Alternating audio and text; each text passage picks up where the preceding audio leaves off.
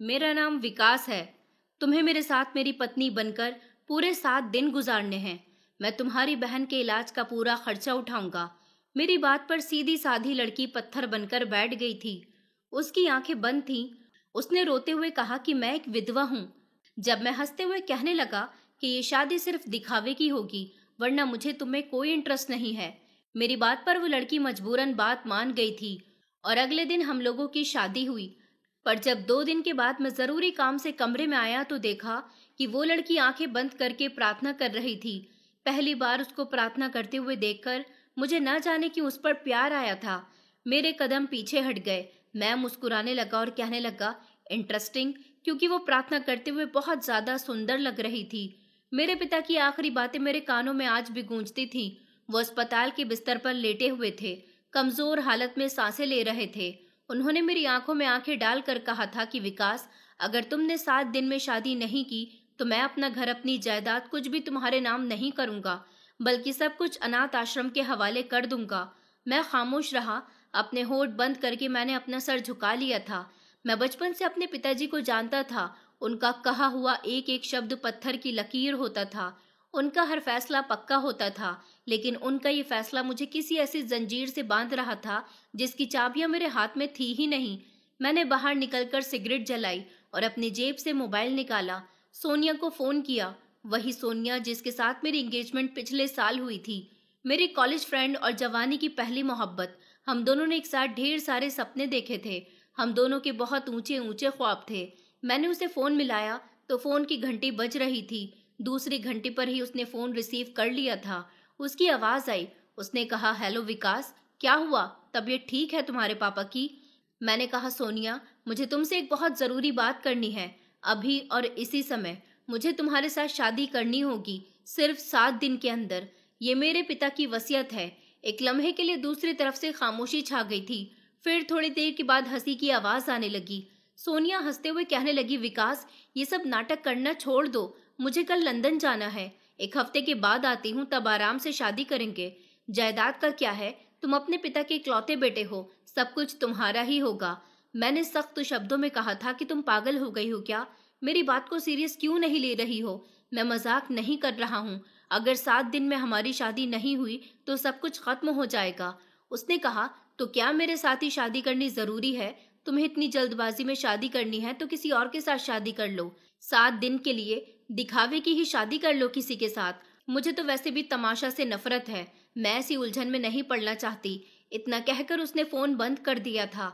मैंने मोबाइल देखते हुए लंबी सांस ली थी। वो जानती थी कि मेरे पिताजी की वसीयत यही है, फिर भी उसने इनकार कर दिया था। शायद उसे लगा कि मैं मजाक कर रहा हूँ, या शायद उसे मेरी बात पर यकीन नहीं आ रहा था कि मैं उसके बिना कुछ नहीं करूँगा। लेकिन मैं कुछ भी कर सकता था। इस समय सिचुएशन ही कुछ ऐसी आ गई थी और मैंने कर भी लिया।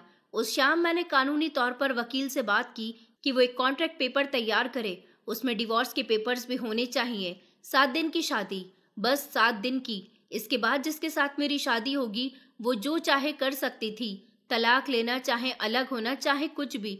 लेकिन मेरा मकसद इतना था, अपने पिता की वसीयत पूरी करना। मगर परेशानी थी तो वो ये थी कि कौन लड़की ऐसी शर्त पर राजी होती? कौन ऐसी लड़की होती जो मुझसे शादी 7 दिन के लिए कर लेती? मैंने कंपनी से कांटेक्ट किया था, जिनका दावा था कि वो कुछ ऐसे मजबूर लोगों के रिश्ते करवाते हैं जिनकी शादियां नहीं होती। मैंने अगली सुबह अपनी शादी की शेरवानी खुद पसंद की।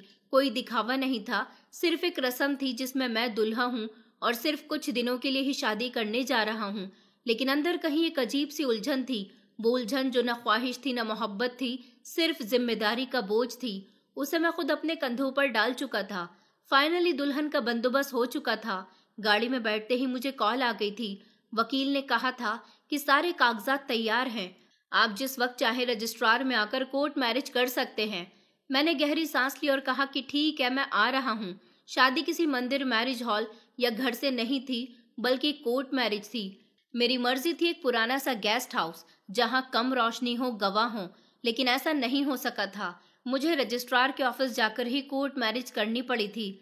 मैंने वहां उसे पहली बार देखा था, जो कि दुबली पतली गोरी रंगत की और लंबे बालों वाली थी। उसने हल्के गुलाबी कलर का सूट पहना हुआ था। दुपट्टा उसके कंधों पर ढका हुआ था।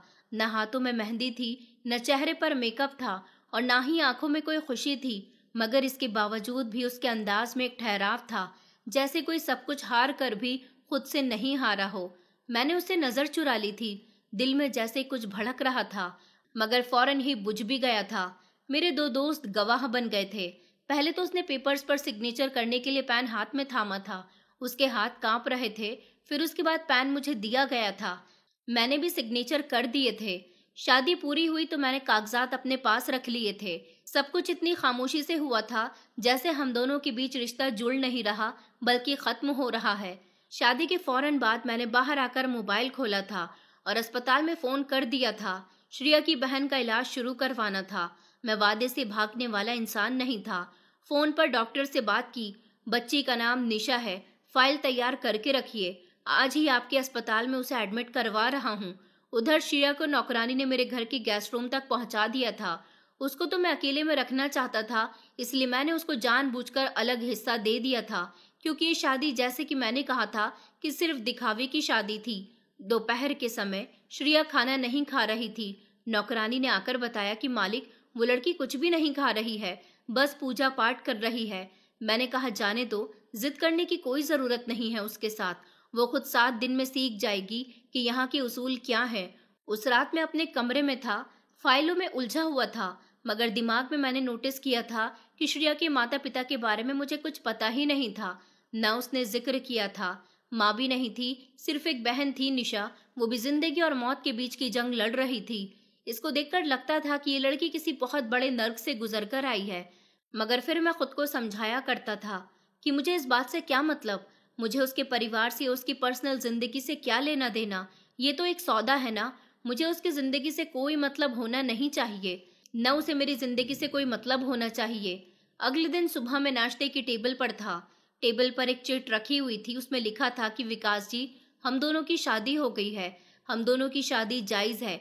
ऊपर वाला हमारा गवाह है। मैं अपने भगवान से बहुत प्रार्थना करती हूँ और उसकी आभारी होंगी, उसने मुझे आप जैसा हमसफर दिया। मैं उसका ये नोट पढ़कर हैरान रह गया था। ये मुझे साफ बता रहा था कि वो इस शादी के लिए बहुत ज्यादा सीरियस है। वो उसको कॉन्ट्रैक्ट शादी नहीं समझ रही है। मैंने वो चिट जेब में रख ली थी। न जाने क्यों तीसरे दिन मैंने अस्पताल जाकर श्रेया की बहन निशा से मुलाकात की थी। वो बहुत ही कमजोर थी, कम उम्र की थी, लेकिन मुझे देखकर जब मुस्कुराई तो मुझे अच्छा लगा था। मैंने कहा कि आपकी बहन बहुत बहादुर है। उसने मुझसे सिर्फ इतना पूछा कि आप मेरे जीजू हो। मैंने हंसते हुए कहा कि हाँ, कुछ दिन के लिए। थोड़ी देर में उसके पास बैठा रहा, बातें करता रहा। उसके बाद फिर वापस अपने घर पर आ गया था। देर रात में अपनी गैलरी में गया। वहां से निकला तो श्रेया के कमरे की खिड़की खुली हुई थी। वहां से रोशनी आ रही थी। दिल कर रहा था कि जाकर देखूं वो क्या कर रही है, लेकिन फिर खुद को रोक लिया था। कई दिन गुजर चुके थे। वो इसी तरह खामोश अपने कमरे में रहती थी। वो कभी कमरे से बाहर निकलकर नहीं आई थी। मैंने उसका चेहरा पहली बार कोर्ट मैरिज वाले दिन देखा था। उसके बाद से अभी तक ना तो मेरा उससे सामना हुआ था और ना ही मैंने उसका चेहरा देखा था। मैं हमेशा अपने ऑफिस, हॉस्पिटल, फोन कॉल्स और रात के अकेलेपन में उलझा हुआ था। हम एक ही छत के नीचे रह रहे थे, लेकिन एक दूसरे से बहुत अलग थे। हमारी बात भी नहीं हुई थी। मैंने जानबूझकर ये दूरी रखी हुई थी। न किसी हुक्म की जरूरत थी, ना तो वजह कि मैं चाहता था कि 7 दिन ऐसे गुजर जाए जैसे कोई साया तेजी के साथ गुजर जाता है और साया साथ हो पर कोई आवाज न हो। तीसरे दिन सुबह नाश्ते पर मुझे नौकरानी ने बताया, श्रेया मैडम जल्दी उठ जाती हैं, अपने कमरे में प्रार्थना करती हैं, कुछ मांगती भी नहीं, सिर्फ छोटी छोटी बातों पर धन्यवाद करती रहती हैं। मैंने नजर अखबार पर रखी हुई थी, लेकिन दिमाग में उसके शब्द अटक गए थे कि वो सिर्फ धन्यवाद ही करती है। जिस लड़की ने अपनी जिंदगी का सौदा बहन के इलाज के लिए किया हो, जिसे मैंने अपने मकसद के लिए इस्तेमाल किया, वो भगवान की भी आभारी है और धन्यवाद भी करती है। ये बात मेरे उसूलों में फिट नहीं हो रही थी। उसी दिन शाम को ऑफिस से मैं जल्दी घर आ गया था। बारिश हो रही थी। आसमान पर बादलों की गरज थी। मुझे अचानक बेचैनी सी हुई कि आज घर की कंडीशन कुछ बदली हुई सी क्यों लग रही है। कुछ खींच रहा था, जैसे कमरे की खामोशी और चीख बनने से पहले का लम्हा। अपना कोट उतारते हुए मैं गैलरी के सामने गया। उसके कमरे की खिड़की से हल्की सी रोशनी आ रही थी। उसके कमरे का दरवाजा खुला हुआ था। मैं दबे पांव अंदर दाखिल हुआ। मैंने कदम रोक दिए। वो हाथ जोड़कर प्रार्थना कर रही थी। उसकी कोई आवाज नहीं थी। वो बिल्कुल खामोश बैठी हुई थी। उसने आंखें बंद की हुई थी और उसके हाथ जुड़े हुए थे। मैंने पहली बार ठीक से उसका चेहरा देखा था, सीधा, सिंपल और सुंदर चांद जैसा। नहीं, क्योंकि चांद में तो दाग होता है, उसके चेहरे पर तो कोई दाग नहीं था। एक सुकून था। मैं कुछ देर तक इसी तरह खड़ा रहा। कदम खुद ब खुद पीछे हट रहे थे, जैसे किसी ने मेरे बीच में दखल दिया हो। और फिर एक लम्हे के लिए मेरे होठों पर मुस्कुराहट आ गई थी। मैंने कहा, इंटरेस्टिंग, और ये कहकर मैं पलट आया था। अगले दिन शाम के समय लाइट चली गई थी। नौकर हाथ पैर मारने लगे। जनरेटर में कुछ खराबी आ गई थी। मैंने खुद फ्लैश लाइट लेकर सिस्टम चेक करना शुरू किया। वापसी पर मैं जब उसके कमरे के सामने से गुजरा तो अंदर अंधेरा था। बस खिड़की से बाहर आती चांदनी अंदर फैल रही थी। मैंने हल्के से दरवाजा खटखटाया। वो कहने लगी कि जी कौन? मैंने कहा, लाइट चली गई है, सब ठीक है ना? अगर तुम्हें कोई परेशानी हो तो बता देना। उसने कहा कि नहीं, सब ठीक है, आपका शुक्रिया। रोशनी हमेशा अंधेरे में रास्ता ढूंढ ही लेती है। उसका ये जवाब मुझे कुछ लम्हों के लिए रोक गया था। मैंने दरवाजा नहीं खोला था, बस वापस पलटकर आया और सोचता रहा कि ये लड़की कौन है जो दुख में भी खुश रहती है, सुकून से रहती है, कोई शिकायत भी नहीं करती, अंधेरे में भी उम्मीद की बात करती है और खामोशी में भी शब्दों से बोलती है जो अंदर तक गूंजने लगते हैं। उस रात मैंने कोई नशा नहीं किया था। देर रात मैंने अपनी डायरी खोली और उसमें सिर्फ एक लाइन लिखी, ये लड़की जो चुप रहती है मगर हर लम्हा कुछ न कुछ सुनाती है, वो कहाँ से आई है? मैं जानता था वो चेहरा अब मेरे दिमाग में उतर गया है, जो सिंपल था मगर बहुत सुंदर था, बहुत स्पेशल था। तीसरे दिन रात को नौकरानी ने बताया, श्रेया मैडम खाने में सिर्फ चावल और दही मांगती हैं, बाकी कुछ नहीं। मैंने सर हिला दिया और कहा, जो वो मांगे उसे दे दिया करो, बिना सवाल किए। अगले दिन मेरे कमरे के दरवाजे पर एक ट्रे रखी हुई थी। उस पर चाय का कप और एक छोटी सी डिश में ड्राई फ्रूट्स रखे हुए थे और एक नोट था कि आप मेरा बहुत ख्याल रख रहे हैं, जैसे मैं आपके लिए कोई मेहमान हूँ, लेकिन मैं भी आपकी पत्नी हूँ, मेरा भी फर्ज आपसे बढ़कर कुछ बनता है। अब मैं जानता था वो दीवार जिसे मैंने उसके और अपने बीच में खड़ा कर दिया था, वो कमजोर होने लगी है। रात को काफी देर हो चुकी थी। मैं अपने कमरे में बैठा फाइलों में उलझा हुआ था, लेकिन दिमाग पर वही सवार था।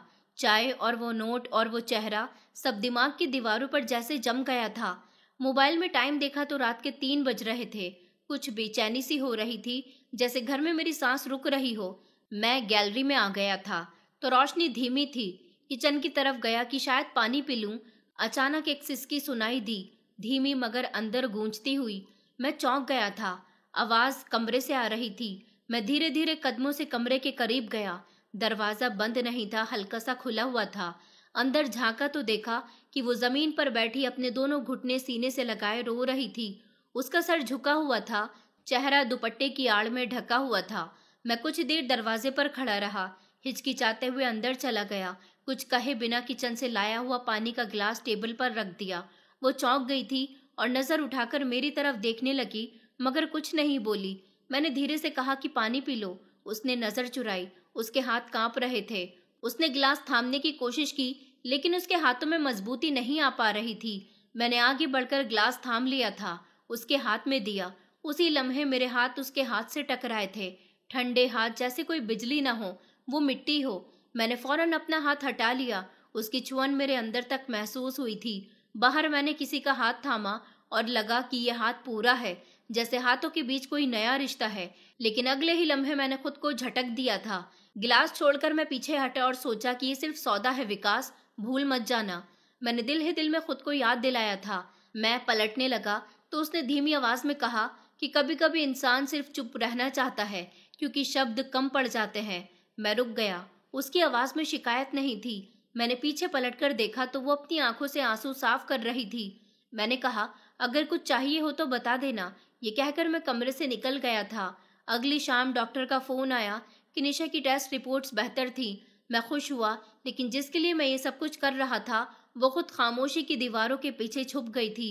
मैं ऑफिस जाने के लिए तैयार हो रहा था जब बाहर कुछ शोर सा हुआ। नौकर ने आकर कहा कि सर, बाहर एक मैडम आई हैं, कहती हैं कि आपकी मंगेतर हैं। उन्होंने अपना नाम सोनिया बताया है। मैंने गर्दन झटकी। वो लंदन से आ गई थी। मैंने कहा, उन्हें ड्राइंग रूम में बिठाओ, मैं आ रहा हूँ। दरवाजा खुलते ही वो अंदर धाबा बोलने के अंदाज में दाखिल हुई थी। जीन्स टॉप में, चेहरे पर मेकअप था और आवाज में कड़कपन था।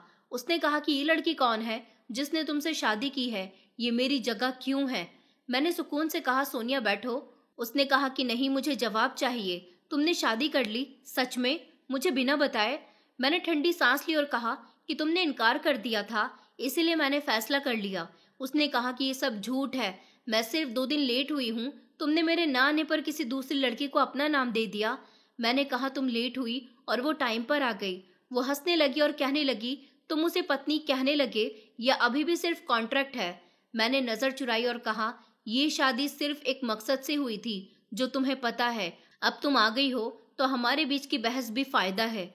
उसने कहा कि अच्छा, तुम्हारे शब्दों में नरमी आ गई है, उसके लिए। मैं खामोश रहा। सोनिया के कदम तेज थे।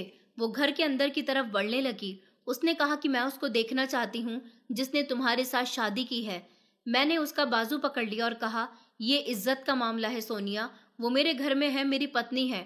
उसने कहा, तो कितने दिनों के लिए? ये शब्द मेरे दिल में खंजर की तरह लगा था। मैंने हाथ जोड़ दिए। वो पलटकर चली गई, लेकिन जाते जाते कहकर गई थी कि ये जंग खत्म नहीं हुई है। वो तुम्हारी पत्नी सिर्फ तुम्हारी मर्जी से नहीं बन सकती।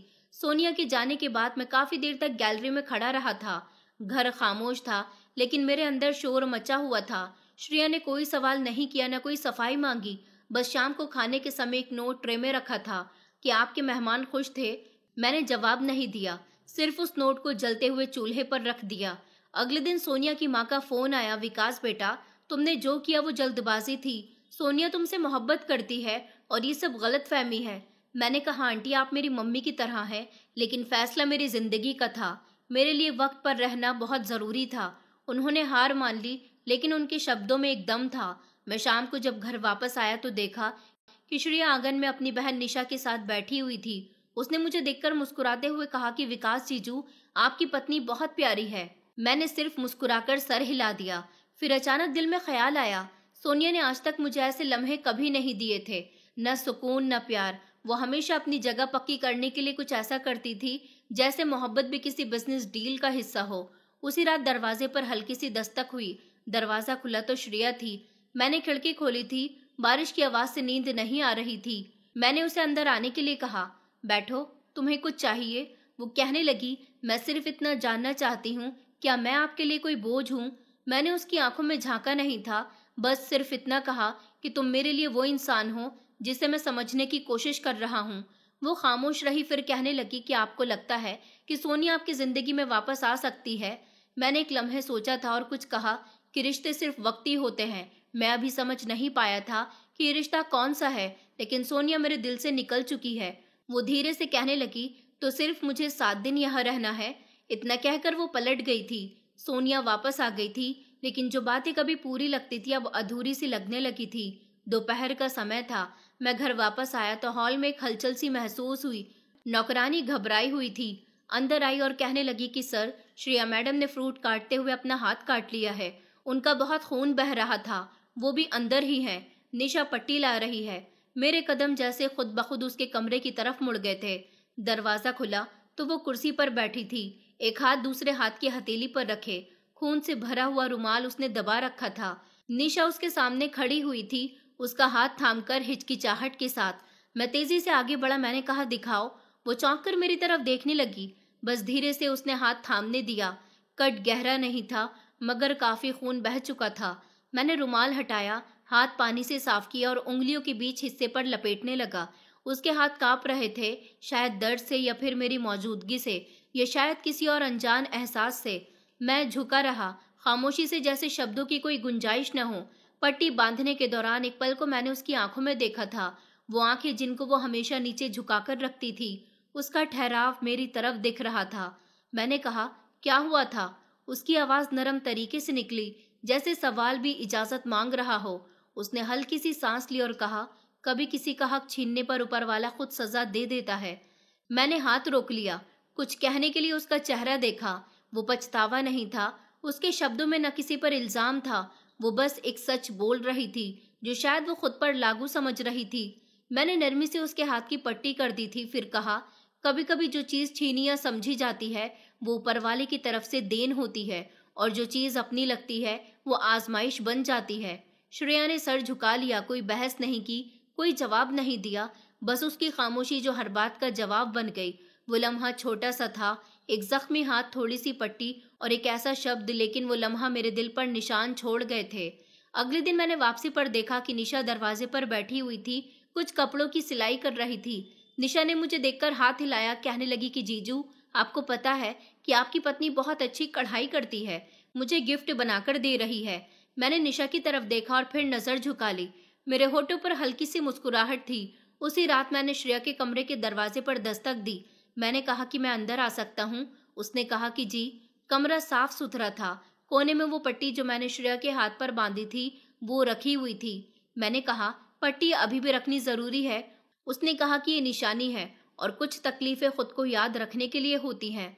मैं खामोश हो गया, कुछ देर तक बैठे रहा, फिर कहने लगा, कभी कभी तकलीफें हमें वो चीजें सिखा देती हैं जो आसानी कभी नहीं सिखाती। उसने धीरे से सर हिलाया, जैसे ये एहसास कि हर चीज पर हक जताने का बस नहीं होता।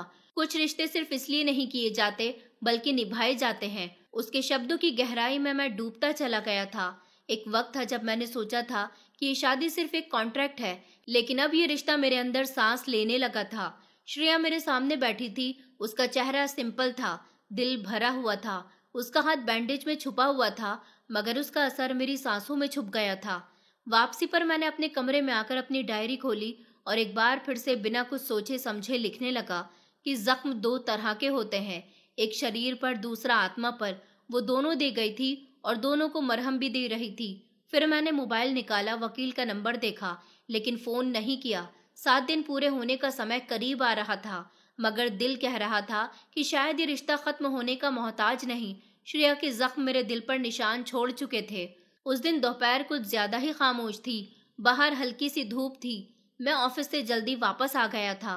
टेबल पर चाय नहीं थी जो रोज की तरह होती थी।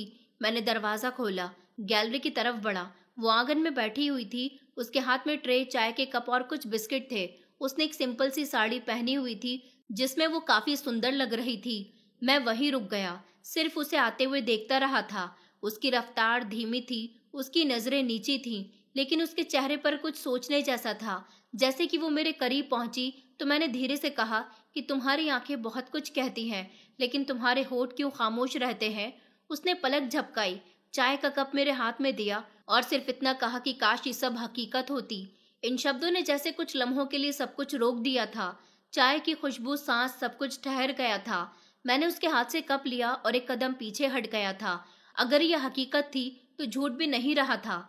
मैंने धीरे से कहा था तो उसने सर झुका लिया, जैसे बात को सुन लिया लेकिन जवाब देना ठीक नहीं समझा। हम दोनों सोफे पर बैठ गए। मैंने चाय का पहला घूंट लिया जो गर्म था। मैंने कहा, निशा का इलाज कैसा चल रहा है? उसने हल्के शब्दों में कहा कि अब तो बेहतर है, एक और टेस्ट बाकी है। मैंने कहा, ठीक है, मैं खुद उसे वहां लेकर जाऊंगा। श्रेया ने कहा कि निशा बहुत हंसने लगी है, शायद उसे लगता है कि जिंदगी थोड़ी वापस आ गई है। श्रेया की आवाज में कुछ हैरानी, कुछ शुक्र और कुछ डर सा था, जैसे वो इस खुशी को पूरा मनाने से डर रही हो। मैंने उसकी तरफ देखा और कहा, तुम्हें लगता है कि तुम्हारी जिंदगी भी वापस आ रही है? उसने एक लम्हे के लिए कुछ कहना चाहा, लेकिन खुद को रोक लिया। फिर कहने लगी कि मैंने जिंदगी मांगी ही कब थी, मैं तो बस मोहलत पर जी रही हूँ। ये शब्द सीधा मेरे दिल पर लगे थे। मैंने चाय का कप टेबल पर रखा और कहा कि श्रेया, क्या तुम मोहलत पर मिली हो या मैंने तुम्हें अपने वक्त की जिद में खरीद लिया था? पहली बार वो चौंक गई।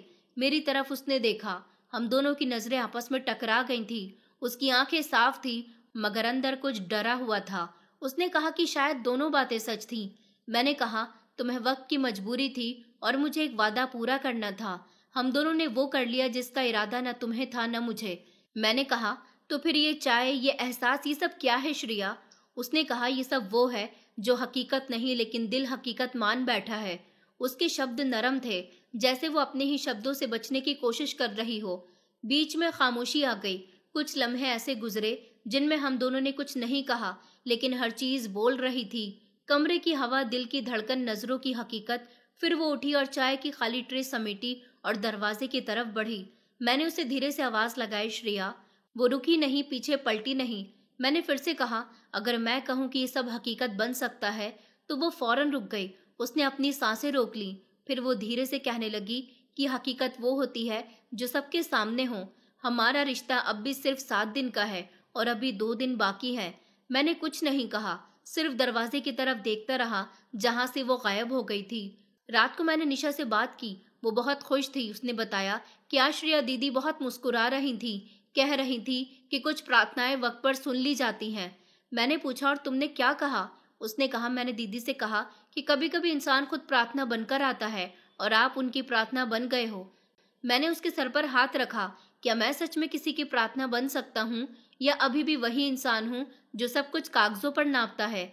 मैंने रात को अपने कमरे में बैठकर वो फाइल दोबारा निकाली। शादी के पेपर्स, कॉन्ट्रैक्ट के पेपर्स। 2 दिन बाकी थे, वही दिन जिनके बाद मैं आज़ाद था और श्रेया भी, मगर दिल की आज़ादी से डर रहा था।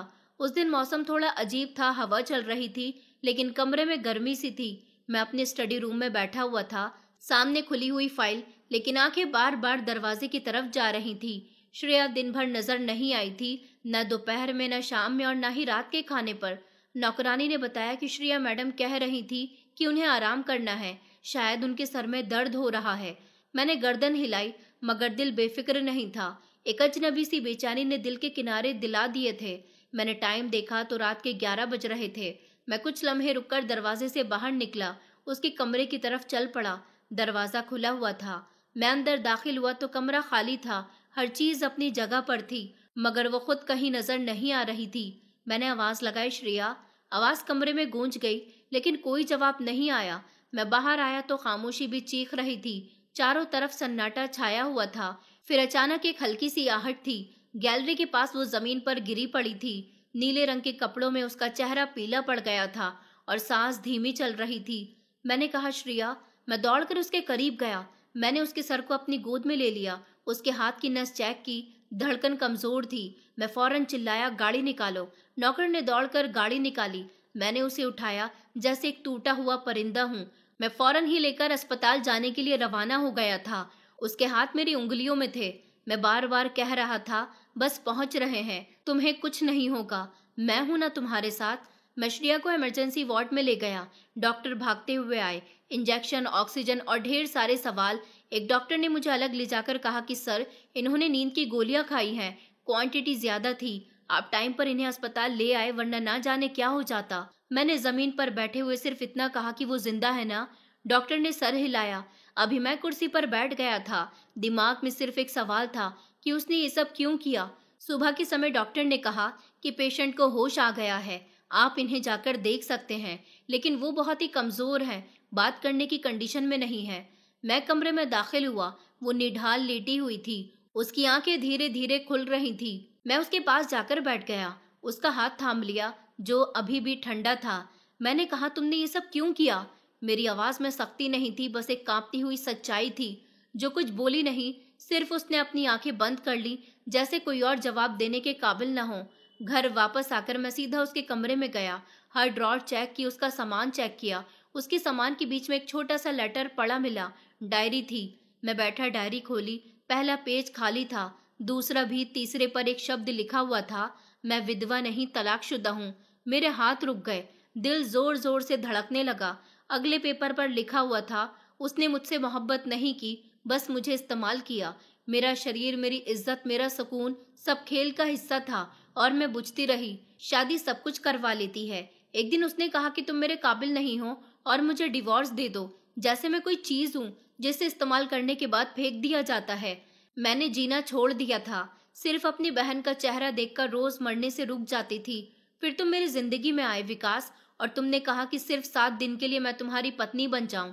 मैंने सोचा शायद अब शरीर को बेचने का काम कानूनी हो गया है, कम से कम इस बार मेरी बहन बच जाएगी। ये सब पढ़कर मेरी आंखों में आंसू आ गए थे। हर शब्द दुख से भरा हुआ था। मैंने सोचा, जो लड़की इतनी सुकून से प्रार्थना करती है, जो रोज खामोश रहती है, वो अंदर से इतनी जख्मी थी। एक पेपर पर लिखा हुआ था, तुम खुश होते हो पर तुम्हारे सवाल मुझ तक पहुंच जाते हैं। तुम्हारी नजरों में कुछ था जो बाकियों से बहुत अलग था। मैं डर गई थी, कहीं इस बार मेरा दिल न लग जाए। मैंने डायरी बंद कर दी। मैं कुछ भी समझने के काबिल नहीं रहा था। मेरे हाथ कांप रहे थे। मैं बाहर हॉल में आकर बैठ गया था, सर हाथों में छुपा लिया था। मैंने जिसे सौदा समझा था, वो लड़की तो खुद जिंदगी की जंग लड़ रही थी। मैंने अपना मोबाइल निकाला, वकील का नंबर डायल किया, फिर काट दिया। ये वक्त कानून या कॉन्ट्रैक्ट का नहीं था, ये वक्त दिल का था, सच का था। अस्पताल वापस जाने पर मैं सीधा उसके कमरे के बिस्तर के करीब गया। वो जाग रही थी, उसका चेहरा कमजोर था लेकिन आंखें खुली हुई थी। मैंने कहा, मुझे तुमसे माफी नहीं चाहिए, मैं बस इतना चाहता हूँ कि तुम जियो अपनी मर्जी से, अपनी इज्जत के साथ। वो खामोश रही, मगर उसकी आंखों में पहली बार हल्की सी नमी के साथ एक रोशनी थी। मैं अस्पताल से श्रेया को घर ले आया था। वो बहुत ही कमजोर थी, लेकिन अब खामोश नहीं थी, बस थकी हुई सी लग रही थी। निशा ने दरवाजे पर आते ही उसे गले लगा लिया था, जैसे वो बरसों के बाद वापस आई हो। घर का माहौल थमा हुआ था, हर कोई सावधान था, जैसे सब कुछ जानते हुए भी अनजान बने बैठे हों। मैंने उसके आराम के लिए उसे गेस्ट रूम के बजाय अंदर वाले कमरे में भेज दिया था। ये वही कमरा था जो कभी मेरे माता पिता का हुआ करता था। वहां सुकून था, धूप भी कम आती थी, मगर रोशनी हमेशा अंदर मौजूद रहती थी। शाम को मैं स्टडी रूम में बैठा हुआ था, फाइल देख रहा था, जब गेट से गाड़ी की आवाज आई। नौकरानी ने आकर बताया कि सर, सोनिया मैडम आई हैं। मैंने सर उठाया, मुझे पता था कि अब वो क्यों आई है। दरवाजा खुला। सोनिया का चेहरा घमंड और गुस्से से भरा हुआ था। उसने कहा, विकास, अब हद हो गई है। मैं तुम्हारी खामोशी और तुम्हारे फैसले दोनों से तंग आ चुकी हूँ। वो सीधा मेरे सामने आकर खड़ी हो गई। मैंने ठंडे शब्दों में कहा कि बैठो, मुझे तुमसे बात करनी है। उसने कहा कि नहीं, मैं बात करने नहीं आई। मैं जान गई हूँ कि वो लड़की अभी तक यहाँ पर क्यों है। वो तुम्हारी पत्नी कैसे हो सकती है? वो एक तलाकशुदा, एक जख्मी लड़की है। मैं कुर्सी से उठा और मैंने कहा, तुम जिस लड़की को तलाकशुदा कह रही हो, वो वही है जिसने मेरे पिता की आखिरी वसीयत पूरी की। तुमने वक्त पर आने का वादा किया था, मगर इनकार कर दिया। लेकिन उसने इनकार नहीं किया, सिर्फ एक शर्त पर हाँ कह दिया। सोनिया ने कड़क शब्दों में कहा, शर्त? ये कैसी शादी है? न मोहब्बत न रिश्ता, बस एक कॉन्ट्रैक्ट है। मैं चीखा। शायद पहली बार मेरी आवाज बहुत तेज थी। मैंने कहा, हाँ, ये शादी सिर्फ एक कॉन्ट्रैक्ट थी, लेकिन उसने वो कर दिखाया जो तुम भी नहीं कर सकती थी। उसने मुझे बदल दिया, मुझे वो सच दिखाया जिससे मैं हमेशा भागता रहा। सोनिया की आंखों में आंसू आ गए, मगर वो रुक गई और कहने लगी कि विकास, वो लड़की तुम्हारी मोहब्बत कैसे बन गई? तुम तो कहते थे कि ये सिर्फ वक्त गुजारने का रिश्ता है। मैंने उसे दरवाजे की तरफ इशारा दिया और कहा, वो वक्त अब मेरी हकीकत बन गया और तुम्हारा रिश्ता सिर्फ दिखावा है। सोनिया पीछे हट गई और कहने लगी, तो फिर तुम उसे एक्सेप्ट करने वाले हो? मैंने कहा, नहीं, मैंने उसे एक्सेप्ट नहीं किया है। वो खुद मेरे वजूद का हिस्सा बन गई। सोनिया ने कंधे उचकाए, उसकी आंखों में जलन उभर आई थी। वो कहने लगी कि तुम मेरे साथ ऐसा नहीं कर सकते विकास। मैंने कहा, मैंने तुम्हारे साथ वो किया जो तुम्हारे बिहेवियर पर डिपेंड करता था। तुमने मेरी मजबूरी को तमाशा समझा, उसने मेरी मजबूरी में जान डाल दी। उसने कहा, मैं तुम्हारे पिता की पसंद थी। मैंने कहा, नहीं, तुम मेरे पिता की शर्त से भागी हो और वो उस शर्त का हिस्सा बनी। उसने पलटने से पहले कहा कि उस लड़की की सच्चाई तुम्हें ले डूबेगी विकास। मैंने सख्त शब्दों में कहा, मुझे उसकी सच्चाई में डूबना कबूल है, लेकिन तुम्हारे झूठ में जीना नहीं। सोनिया चली गई। मैं वहीं खड़ा रहा, दरवाजा बंद करने की हिम्मत नहीं हुई। कई लम्हे बाद मैंने गहरी सांस ली और सोचा, जिससे शादी की उससे मोहब्बत हो गई। उस रात मैंने कमरे की लाइट बंद कर दी। श्रेया के कमरे की तरफ देखा, दरवाजा बंद था, धीमी सी रोशनी आ रही थी। मैं उस रोशनी को देखता रहा, फिर स्टडी रूम में गया और डायरी निकाली। लिखा, इश्क कुछ मांगता नहीं, बस वक्त के दायरे में खुद को सौंप देता है। और मैं बह चुका हूँ, उसकी आहट, उसकी खामोशी और उसके सब्र में। दूसरे दिन नाश्ते के टेबल पर श्रेया नहीं थी। नौकरानी ने बताया कि वो आराम से दोपहर को आएंगी, उन्हें कुछ देर तक अपने कमरे में ही प्रार्थना करनी है। मैंने कुछ नहीं कहा। मैं ऑफिस गया, लेकिन वहां मेरा काम में मन नहीं लगा तो घर वापस आ गया। घर की दहलीज पर दाखिल होते ही निशा दौड़ते हुए आई और कहने लगी कि आज दीदी ने एक नई डिश बनाई है, आपको खिलाने के लिए कहा है। मैं मुस्कुराने लगा और मैंने कहा, मैं तैयार हूँ। मैं किचन में दाखिल हुआ। श्रेया टेबल सजा रही थी, उसके चेहरे पर चमक थी। मैंने उसे देखकर धीरे से कहा, कल सोनिया आई थी। वो रुक गई और मुझे देखने लगी, कहने लगी कि मुझे पता था, उसे तो आना ही था। मैंने कहा, श्रेया, तुम वो जिसने मेरी और मेरे पिता की इज्जत बचाई है। श्रेया ने नजर उठाई, कुछ कहने की कोशिश की, मगर वो कुछ बोली नहीं, बस मेरी तरफ देखने लगी। मैंने कहा, श्रेया, मैं तुमसे मोहब्बत करने लगा हूँ। इस बार वो हल्के से मुस्कुराने लगी, जैसे जानती हो, फिर नजर नीचे रख ली। वो जानती थी कि अब मैं भी, और अब ये रिश्ता शब्दों से आगे निकल चुका था। 7 दिन गुजर चुके थे। सुबह जब मैं उठा तो बंगले में सब लोग जाग चुके थे, लेकिन एक अजीब सा सन्नाटा था। कमरे की खिड़की से रोशनी अंदर आ रही थी। टाइम सुबह के 7 बज रहे थे, जैसे कोई कह रहा हो कि वक्त पूरा हो चुका है। मैं बाहर निकला तो किचन में हरकत नजर आई। निशा टेबल पर नाश्ते की चीजें रख रही थी, लेकिन श्रेया वहां नहीं थी। मैंने धीरे से पूछा कि श्रेया कहाँ है? निशा ने गर्दन नीचे रखते हुए कहा, वो अपने कमरे में है, शायद सामान पैक कर रही हैं। ये शब्द जैसे मेरे शरीर से जान निकाल गए थे। मैं खामोश रहा। मेरे लिए जवाब देना मुश्किल लग रहा था, जैसे हर शब्द बोझ बनकर मेरे गले में अटक रहा हो। दोपहर के करीब मैं उसके कमरे की तरफ गया। दरवाजा खुला हुआ था। मैं अंदर दाखिल हुआ तो श्रेया जमीन पर बैठी हुई थी। सूटकेस खुला हुआ था, कुछ कपड़े पैक किए जा चुके थे और बाकी के रख रही थी। वो धीरे धीरे अपना सारा सामान रख रही थी। ऐसा लगता था जैसे उसने जाने का फैसला कब का तय कर लिया है। मैं दरवाजे पर ही रुक गया। कुछ देर इसी तरह खड़ा रहा। श्रेया ने मुझे देखा नहीं था। अच्छा, जानबूझकर नजर नहीं मिला रही हो। फिर वो कहने लगी कि मैं जा रही हूँ, जैसे कि वादा था। 7 दिन पूरे हो गए हैं और अब मेरा यहाँ कोई हक नहीं रहा।